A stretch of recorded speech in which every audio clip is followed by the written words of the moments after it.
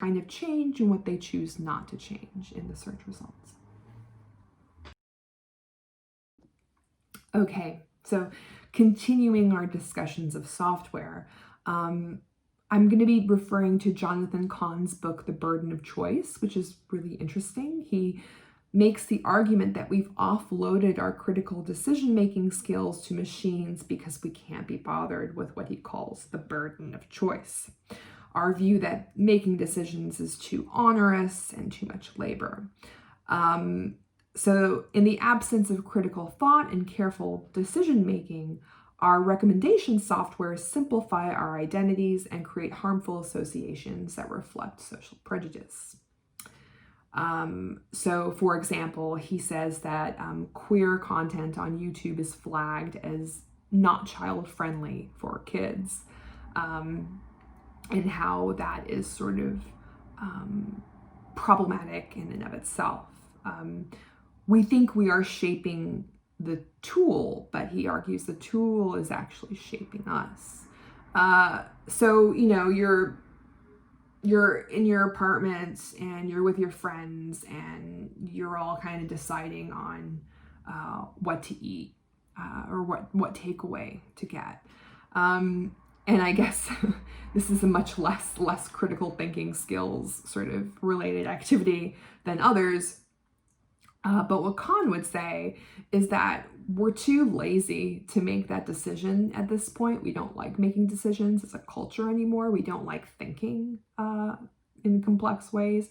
So we just kind of draw up our Uber Eats and sort of look at our favorites or see what pops up and then sort of pick something from there, because we're too lazy to actually go out and search for kind of other options. We just want the easiest route out of there. And the same thing applies for our Netflix sort of feeds and anything else that sort of has a recommendation element to it. You know, what we buy on ASOS, anything like that. He argues that we're lazy. We've become increasingly lazy as a society, and we don't like actually finding things through complex means. He argues in this process, these recommendations help reproduce our inequitable society by teaching us how to better fit into our established place within it. So Cahn specifically studies online dating websites like Match.com and OkCupid and how they sort and create different groups of people. And there's no evidence to show that these systems actually work, he writes. Instead, they replace serendipity with efficiency when it comes to love by constructing us as consumer goods. And they artificially break down identity and love into a collection of checkable boxes. And I have like a bit of an anecdote here that is another old lady anecdote, but I was, I met my husband before the age of sort of online dating, so don't have a lot of experience with that apart from seeing friends, use Tinder. But I was kind of like on the bus and looking over the shoulder of the girl in front of me, and she was on Bumble, and she was scrolling through, and she looked at this one guy, and she returned to this picture, and she she pinched it and sort of like zoomed in and pinched out and zoomed in and pinched out, and then scrolled down his sort of deets and scrolled up and pinched in and zoomed out and pinched in, zoomed out, scrolled down again and scrolled down to another photo, scrolled up and pinched in and pinched out. I'm like, oh, for crud's sake, just just choose the guy. He seems pretty good. He seems cute to me. Just choose him. Stop scrutinizing all these details that are kind of artificial to begin with. These sort of profiles are not entirely related to who we are. If you spend that much time kind of scrolling up and down, chances are you're probably interested. Go out for a beer with this guy. And maybe that's just me being really flippant about the sort of dating scene that's kind of, happening at the moment. And I have no understanding of what you guys go through in terms of scrutinizing your potential partners. But this whole sort of act of scrutinization and sort of reduction of people to a set of labels and profile sort of formats, Kahn says is problematic and not a proper reflection of who we are as people and our kind of complexities and nuances. So that's my cranky anecdote. You can tell me what you think about it in the discussion in our tutorial, and whether I'm right or wrong. So Kahn studies how these algorithms encourage people to search within their own sort of identity, their arbitrary identity labels, including races, where, racial prejudice should be actively eliminated as an option on these sites. He kind of argues that by stating our preference in race on some of these sites, we are reinvigorating racial bias just by that being a choice. So he traces these sort of racist elements of online dating websites back to discriminatory sort of practices of eugenicist movements in the 19th and 20th centuries. So eugenics was the study of racial class and gender difference as they were biologically determined. So the study of phrenology is how the shape of a person's face and skull might be related to their crime records, or how dangerous of a person they might be in real life, or what sort of income they might earn. So kind of problematic. Moreover, eugenicist movements incorporated ideas of protecting superior races, or what they deem to be superior races, by ensuring people marry and procreate within their race. And, a probably worst case scenario of this is Nazi Germany, where sexual relations between Jewish people and Germans or white Germans was illegal. White Germans were encouraged to kind of marry within and procreate within their race. But in a kind of a softer iteration of today, people who experience intense pressure from their parents to marry within their race and culture is an extension of this idea that one should marry and procreate within one race so as to keep it, protect it and keep it sort of consistent and not sort of watered down, as people might say. So in Kahn's view, dating sites continue this longer history by giving us the option to racially discriminate.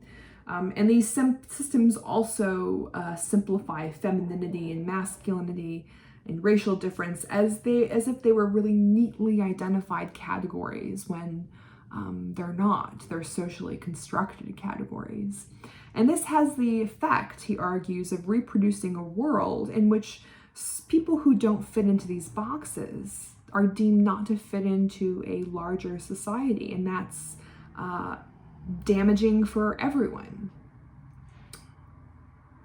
So these sites are also premise a good match on whether or not opposites or similar people are attracted to one another, when this binary way of thinking about romance is maybe not necessarily accurate. So, the idea that opposites attract is not necessarily, statistically proven. It's just a sort of an idea that we have. These dating websites give us artificial categories and then attract them via opposites, or attract them via, whether it thinks that we're the same. And you have to wonder what other people are being excluded from our matches based on this somewhat socially constructed idea of what makes a good match.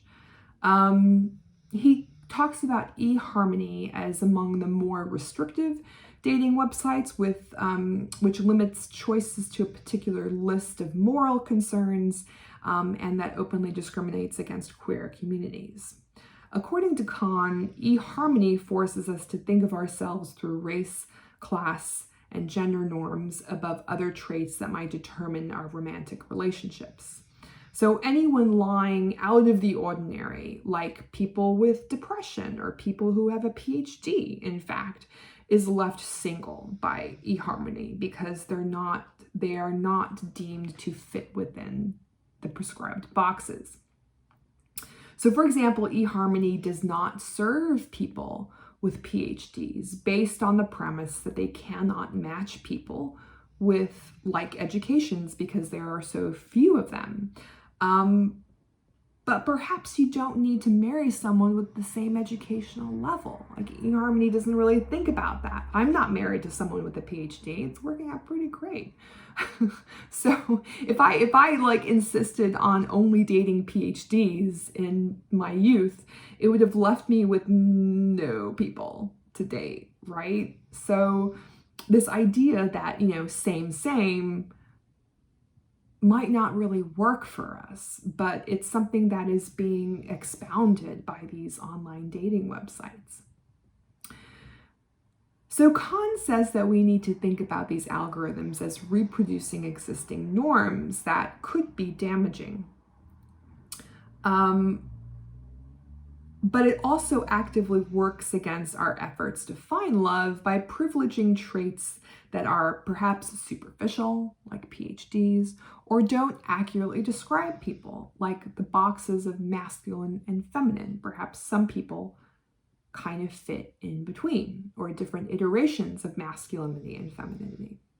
So all of this is to say that algorithms are hardly passive or neutral presences in our lives. They shape our identities, they shape how we understand the world, our place in it, and even how we come to love one another.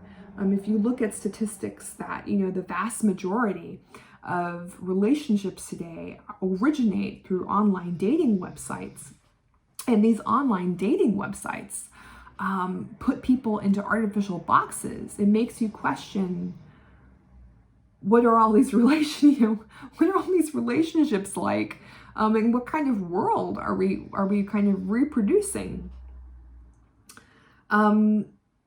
So these scholars, all of them, would argue that we have a moral imperative to intervene in these algorithms and shape them to be more sensitive, more balanced decision makers, and ask what is being hidden under the labels of efficiency and neutrality. And I think they would also argue that any kind of AI needs to be accompanied by some human decision-making component. So a little bit more of a careful judgment of when to use AI and how to use it. They would also have us ask ourselves how we bring our biases into making and using algorithms on a day-to-day basis. They would also have us examine the historical patterns that algorithms adhere to in terms of how identity is categorized and packaged by institutions of power. So the next sort of seminar activity, I want you to kind of reflect on, and I'm making it a bit more diverse. I'm not forcing you to talk about your online dating experience, but I'm asking you to take an online dating site or video game that you have experience with, and I'm asking you to reflect on how that interface or software determines your experience of it. So I want you, to look at, or you could use a friend's experience with an online dating website, and how the kind of constructions of categories either worked for them or did not, or shaped their experience of that kind of relationship. And then afterwards, I want you to kind of read a chapter from Melissa Gregg's Counterproductive, which kind of, the book is about the culture of productivity that saturates our current culture. The ideas that you have to be productive and on at all times, and you have to answer your email, and you have to, have a sort of job outside of school that's almost full-time and also be in school, and the culture of itinerant sort of work that you might not get a sort of a permanent job after graduation. All of this is sort of bound up in the same sort of toxic culture that fetishizes production. And she even talks about how productive culture sort of infiltrates our exercise and sort of mindfulness sort of aspects of life. So your mindfulness app is sort of concentrated on ticking off the boxes of how many meditation sessions you've done in the last month. And man, fitness culture is completely saturated with obsessions of productivity and gains, and before and after pictures, and how many hours you've spent running this month. It's all kind of a part of the same sort of ideology that dominates our work and our leisure time. I mean, even the idea of sort of sleep kind of tracking on your Apple Watch, and it gives you a report of how efficient your sleep was. Like, literally, even when we sleep, we are being sort of surveilled and monitored by these sort of forms of software that give us feedback on how much of a good citizen we are in terms of our productivity. It's exhausting. So she talks about all of this in the book in really interesting ways. So she's attacking a different kind of software. All your sort of productivity and management apps, essentially. So, we've been talking about algorithms that sort of determine sort of our ideas of race and our ideas of love and what makes a good match. And now we're going to talk about software that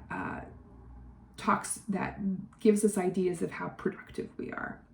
So she takes a similar approach to software in that sort of society's ills and sort of ideologies that are problematic inform the shape that software takes. And then they promulgate these ideologies and cause serious problems. So it has more of an emphasis on the culturally generative potential of software and how they fit into a larger culture of overwork. In the same way that software is discussed here, and how it fits into a larger culture of discrimination. So all of these people are interested in how software,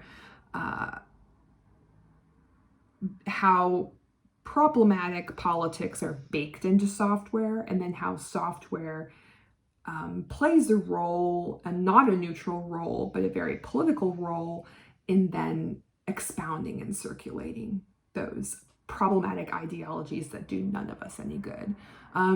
So all of these people are pretty pessimistic about software and its influence in our lives. So have a read of Greg's. It might really speak to you, and all of the apps you use, you might kind of come to see them in a different light. In your task management apps, where you neatly check every box and it makes you feel good or terrible given the day or how the day went. So have a read, think about how it sort of applies to your sort of productivity or sort of ideas of productivity, and then come to tutorial ready to talk. Okay, bye.